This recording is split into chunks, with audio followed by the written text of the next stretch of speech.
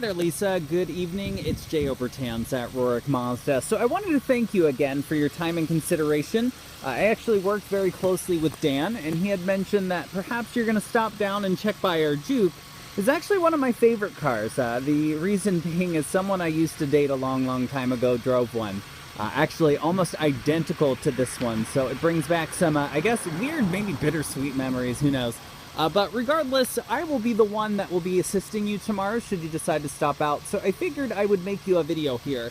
He had mentioned you lived around Erie, which is about an hour and a half away from us, and at least that way you could really get a much better close-up with the vehicle, even before deciding whether to drive down or not. Now, trim-wise, this is called SL Premium.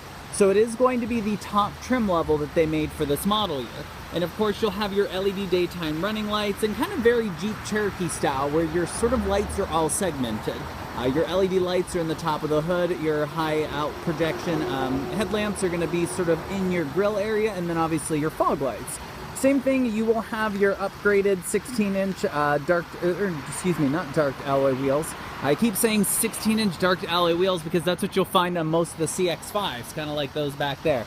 Now, likewise, you will have things like your sunroof going along to the back. You'll see that you have sort of the LED tail lights reminiscent of the front daytime running lights, the SL badging, and then this is all-wheel drive. Now, the good news is with the all-wheel drive is it will do everything automatic. If the front wheels need help, the back wheels will kick in and away you go with no buttons or levers or anything to that nature. One thing I do appreciate about Nissan's all-wheel drive system is you have what they call a V4 lock. Essentially meaning there is a button I will show you on the dashboard that, let's say you're really in a tricky position. Maybe you're like stuck in snow or in like deep mud. You can press that, and much like kind of a pickup truck that you can throw down into four-wheel low, it will lock the center differential and have all four wheels kind of moving to help crawl you out of whatever you're stuck in. Condition-wise is flawless. Even if we go down kind of the driver's side, you'll see that there's no dents, dings, scrapes, or scuffs. Kind of along the side bumpers, you'll see that the mud flaps were added. Even wheel-wise, you know, Pittsburgh seems to have a bunch of scraped-up alloy wheels, and you won't find that here. Even if we go kind of the front bumper, again, no scuffs, scrapes, or scratches, and then you kind of have like this, I would almost call it like burnt copper paint. And again, kind of going along the passenger side. Now you will notice these little buttons here on the door handle for the driver and passenger. For the advanced keyless, there is no actual key for the car, it's just a fob that you carry with you. So you can walk up and use that button to lock and unlock the car as long as that is in your pocket or purse. And then what I do want you to pay attention to is that little camera under the side mirror. It's something I'll mention here in one moment. Now, of course, you will see that you have the sunroof up there. And this is what gets me, is I love the red accents in the interior. And it's kind of almost a two-tone. So you'll see that you have the red, shiny, sort of painted accents along the center console and the doors. But then you also kind of have the perforation, which sort of shoots up. And you'll even see, like, down through the seats, that you have the red perforation in the middle of your leather, as well as the accented red stitching. Now, of course, Nissan's all about safety, so you'll see that you have all kinds of airbags from knees to sides to curtains. And then if you like to jam out to music, you will see that you have the upgraded Rockford Fosgate stereo system. Now, you will have your 5.5-inch touchscreen.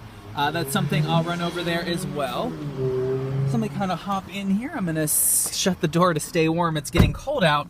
But that sort of button right here for the AWDV, that's your lock button. Now, mileage-wise, you have 57,692 miles. And then you'll see, of course, climate is an auto zone, so much like your house, you can set whatever temperature you want and let the car take over. But here's where this gets pretty interesting. You see climate and D mode for drive mode. So if I click drive mode, I want you to pay attention to like the air condition and the off button. It all changed to normal, sport, eco. If I click climate, you're all back to air condition. Even here is the fan speed, but if I click drive mode, it switches to now an enter. So you can kind of put this in eco mode to show you, okay, my transmission, the way that my engine is going to react is going to get the most fuel economy for me. Or normal, which is kind of a balance. This is a turbo, by the way. So by the way, the turbo will kind of spool up a little bit quicker, so you'll get a bit better response. And then if you want to be that Pittsburgh driver, you can go into sport, and then that really gets things sort of boosted and going. And you'll see the speed limit sign will show up because you do have your navigation, things like XM radio, kind of just pointing again to some of that red trim. It looks pretty cool, and the sunroof. But here's what's pretty cool, I gotta say, for this car, is if I shift into reverse, you have a complete surround view camera. So you'll see I not only have my backup camera, but I also have my side view camera right there. So actually, just to show you, I'm gonna go ahead and put this in drive, and I'm gonna pull back up into the parking spot in front of me. Just don't tell my insurance company I'm driving and parking. So I'm back in the parking spot. Now, if I shift it into reverse, here's where this is pretty helpful. You can see both vehicles to the right and to the left of me, sort of that vibrant blue car, there it is. That way, if you're parallel parking or trying to line up with the lines, you have that sort of bird's eye view, which makes things pretty nice. I'm gonna put this right back in and set the brake. Now, last but not least, something that I love, hidden way back here, you will see you got your heated seats. And I will say, on a day like today and kind of going into tomorrow where the high is going to be like 22, very nice. Last but not least, you'll even see a camera button that you can kind of click and it will just pull up the surround view. So that way, if you're parked and trying to get out of a spot, you can get a nice view before doing so. And you'll have things like auto headlamps. You'll see them over there on auto. Of course, you'll have Bluetooth so you can stream over all of your music and so forth. But I appreciate it greatly. What I'm going to go ahead and do is upload this video and send it over to you, Lisa, and that way you can get a much closer look before even deciding to stop out. And should you decide to swing down in, I'd be more than happy for the opportunity to meet you, and know that I appreciate the consideration again. Thanks.